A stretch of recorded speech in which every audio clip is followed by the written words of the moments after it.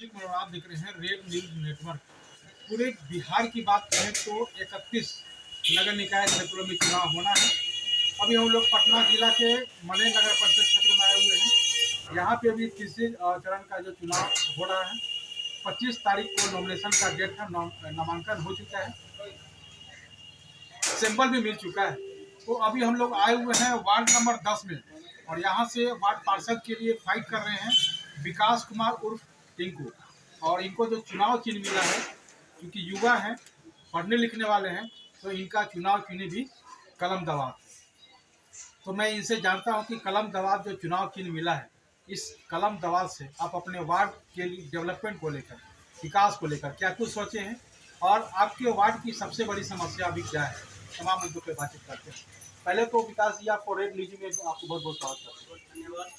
मैं नगर परिषद मनेर वार्ड संख्या 10 के समस्त जनता को मैं अपने तरफ से धन्यवाद करना चाहता हूं कि हमें इस तरह का चुनाव लड़ने का मौका दिया, और हमारे तरफ से यह भरपूर कोशिश रहेगा कि पूरे वार्ड में विकास की आंधी हो और विकास ही विकास हो। विकास ही विकास।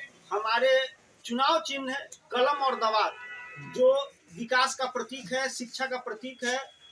पिछले कई वर्षों से हमारे वार्ड में ना रोड बना है, ना नाली बना है, ना ठीक ढंग से नल जल योजना लागू किया गया है, ना शौचालय का पैसा किसी को मिला है ठीक ढंग से, और ना ही आवास योजना को ठीक ढंग से हमारे वार्ड में लाया गया है। लगभग 72 आवास योजना गरीबों के नाम से स्वीकृत किया हुआ वापस कर दिया गया। कई करोड़ रुपया हमारे वार्ड से वापस चला गया, गरीब का हक मराया। तमाम ऐसे मुद्दे हैं जो नरकीय स्थिति है हमारा वार्ड और बस्ती रोड का, जहां आए दिन नरक के तरह नाली का पानी बहते रहता है, कीचड़ बहते रहता है, कूड़ा कचरा उठाव ठीक ढंग से नहीं हो पाता है, लोग बीमारी से त्रस्त हैं। ये सब तमाम मुद्दे हैं जिनको मैं आने वाले समय में चुनाव जीतूं या अथवा नहीं जीतूं, मैं जनता के लिए लगा रहूंगा और उनके सेवा में एक भी कोई भी कसर नहीं छोड़ूंगा। और जहां तक रहेगा रोड नाली गली जितना होगा, प्रयास हमारा यही अथक प्रयास रहेगा कि समुचित ढंग से बने, नवनिर्माण हो, ठीक ढंग से पानी मिले, जनता को समय पर, गरीब जनता को राशन मिले, समय पर उसको वृद्धा पेंशन का पेमेंट हो। तमाम ऐसे मुद्दे हैं जिस पर हम पूरे जनता को कहते हैं कि एकजुट होकर हमारा साथ दें, और हम उनको चुनाव के बाद आभार प्रकट करेंगे कि इस तरह का हमको मौका मिला। और बस आप अच्छा, ये बताइए कि नहीं, आशीर्वाद तो जनता देगी, मैं तो आशीर्वाद नहीं दे सकता हूँ, लेकिन आपका जो कार्य, जो आपने मैनिफेस्टो बनाया है, इस मैनिफेस्टो को मैं जनता के बीच जाऊँगा और जनता से मैं सवाल करूँगा। इस बार वार्ड पार्षद के रूप में कई उम्मीदवार हैं कि इनको मौका देंगे। ये बताइए कि चूंकि आप युवा हैं, युवाओं के लिए आप क्या कुछ काम करेंगे? युवा के लिए सबसे पहले हमारे वार्ड में एक शैक्षणिक संस्थान के रूप में एक कोचिंग जो फ्री ऑफ कॉस्ट होगा, जो किसी भी वर्ग के युवा रहेंगे, किसी भी क्लास के रहेंगे, उनके लिए शैक्षणिक संस्थान का सबसे पहले हम मतलब कार्य करेंगे कि उसका शैक्षणिक स्तर उसका हो, स्कूल कोचिंग इस तरह का व्यवस्था हो, लाइब्रेरी की व्यवस्था हो। उसके लिए हमारे वार्ड में किसी भी तरह से कार्य करने के लिए, मतलब प्राइवेट नौकरी के लिए, हाँ, प्राइवेट नौकरी के लिए वो मतलब उसको प्रोत्साहित करेंगे।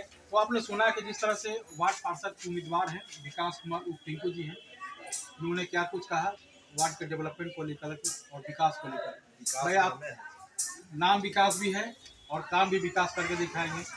तो इनके पिताजी भी हैं उपाध्यक्ष पद को लेकर के फाइट कर रहे हैं, उनसे भी हम रूबरू होंगे और उनसे भी जानेंगे कि आपके पुत्र जो है वार्ड के डेवलपमेंट का काम करेंगे और आप पूरे नगर परिषद के डेवलपमेंट को लेकर क्या कुछ काम करेंगे, काम मुद्दे से ऊंचे बात करेंगे। अपना रेट न्यूज नेटवर्क को समझ लें इसके तो अभी हमारे साथ जुड़ गए हैं उदय शंकर गुप्ता जी हैं। इनका पुत्र विकास कुमार के बारे में मैंने बताया कि वो वार्ड से लड़ रहे हैं। अब उदय शंकर गुप्ता जी हमसे जुड़ रहे हैं, ये उपाध्यक्ष पद को लेकर के फाइट कर रहे हैं।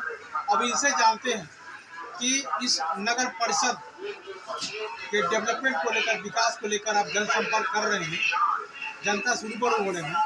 तो पहले तो उदय जी आपको जन समाचार बहुत बहुत आपको रेड न्यूज नेटवर्क में बहुत बहुत स्वागत है। अच्छा ये बताइए उदय जी कि आप जनसंपर्क कर रहे हैं, लोगों से मिल रहे हैं, क्या कुछ शिकायतें सुनने के लिए मिल रहा है? पहले मेरा परिचय सुन लीजिए। मेरा नाम उदय शंकर गुप्ता हुआ जी, जो हम आज उपाध्यक्ष के प्रत्याशी हैं, जिसमें नगर परिषद अभी नया इसका नियम बना है डायरेक्ट चुनाव का। जी, इसमें हम प्रत्याशी के रूप में हैं, जो मनेर की विकास के बारे में अगर हम कुछ भी कहेंगे तो बहुत कम है। जी, मनेर की जर्जर स्थिति है। इसके पहले की सरकार कुछ कामें नहीं हुआ है। जरा सा बारिश होने पर दरियाओं की तरह बहता है, गंदगी महकता है, नो नाला न रोड, कोई व्यवस्था नहीं है। ये सरकार 2 साल 3 साल पर सरकार गिराने के लिए जो बनता था पैसा लगाता था, अपना लूटने की शिकार बनता था। इसलिए विकास नाम के कुछ नहीं हुआ। सरकार को मैं धन्यवाद देता हूँ, सरकार को बहुत बहुत बधाई दे रहा हूँ कि डायरेक्ट चुनाव करा रहा है। सबको जिम्मेवारी मिलेगा, सबको समाज से जनता से जुटेगा, उसका दायित्व मिलेगा। जी, इसलिए मैं आज चुनाव की डेट बढ़ने से करीब करीब मैं 6 महीना से घूम रहा हूँ। जनता में जागरूक है, जनता में बदलाव का हवा है कि नया लाओ नया विकास। सबका नया लाओ नया विकास का नारा है। जो कहीं भी न पानी का सुविधा है, जल का न सुविधा है, नल का सुविधा है। कहीं नल है तो जल नहीं, कहीं जल है तो नल नहीं, कहीं टोटी है तो कल नहीं, कोई सुविधा नहीं है। कहीं जहाँ आज कचरा की स्थिति है, ढंग सा लेबर खप नहीं रहा है। एनजीओ के माध्यम से लेबर का मारामारी है, लेबर का कम है, कहीं कचरा उठ नहीं रहा है। इसलिए सरकार अस्थाई सरकार बनेगा, अस्थाई विकास होगा। पहला नंबर हमारा स्कीम है कि हर वार्ड में आरओ का साथ पानी का सप्लाई करेंगे। दूसरा नंबर, जो आज हमारा बहू बेटी का सीरियस जो बर बीमारी जो निकलता है हॉस्पिटल में जाने के लिए, मनेर पड़ाव एकदम जाम रहता है। जाम की स्थिति में दम तोड़ देता है मरीज, जो कि इस पर किसी का ध्यान नहीं है, न प्रशासन के न सरकार का, किसी का ध्यान नहीं है। जो कि आज स्थिति हम लोग का जाम में फंसे रहते हैं। हम लोग का गाड़ी घुमाकर तालाब की तरह से तो किधरों बांध की तरह से हम लोग जाते हैं। हम लोग थक गए हैं। पहला सुधार, दूसरा सुधार ही होगा। तीसरा, हॉस्पिटल में डॉक्टर नहीं रहता है। हम जिला मंत्री भाजपा के हैं, लेकिन ऊपर में आदेश किए, सरकार मेरा जब था उसके सब कुछ था, लेकिन आज जो है कर्मचारी की लापरवाही से सरकार, विधायक थक गया है। कर्मचारी को दयाज देते, लेकिन कोई ध्यान नहीं है, समझे कि नहीं, उस पर हमारा निगाह रहेगा। तीसरा, जो पेंशन, जो आवास में जो भ्रष्टाचार बढ़ा है, आवास में जो लूटपाट हुआ है, ये पिछले सरकार वो हम बंद करेंगे, वो नहीं होने देंगे। नियम से जो सुबह जो है झाड़ू लगता है, 8 बजे 9 बजे झाड़ू लगता है दुकान खोलने पर। सुबह झाड़ू दुकान खोलने के पहले झाड़ू लगना चाहिए। यही मेरा अंत संकल्प लिए हुए हैं। और जहाँ तक ले पेंशन जो है, आवास है, राशन है, किरासन है, टाइमली जो सबका निर्धारित सबका सामान मिलेगा। जी, कुछ लोगों से मैंने बातचीत किया, कुछ महिलाओं से मैंने बात किया, कुछ फुटपाथी दुकानदारों से भी मैंने बातचीत किया। इंक्रोचमेंट के वजह से ट्रैफिक की समस्या होती है। जी जी।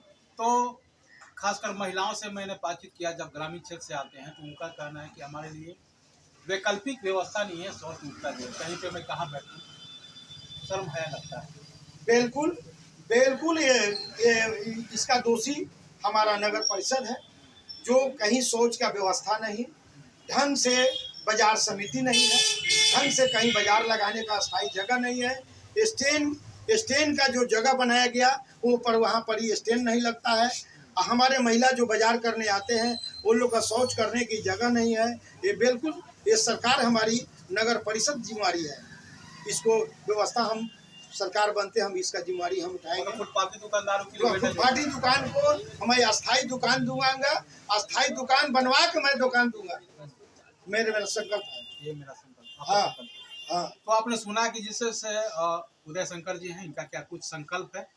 जिस तरह से बिहार के मुख्यमंत्री जैसा कहते हैं कि मेरा 7 निश्चय योजना है, इसी तरह से इनका भी निश्चय योजना है कि अगर मैं उपाध्यक्ष चुना जाता हूं तो निश्चित तौर से जो मेरा संकल्प है, इस संकल्प को मैं पूरा करने का मैं काम करूँगा।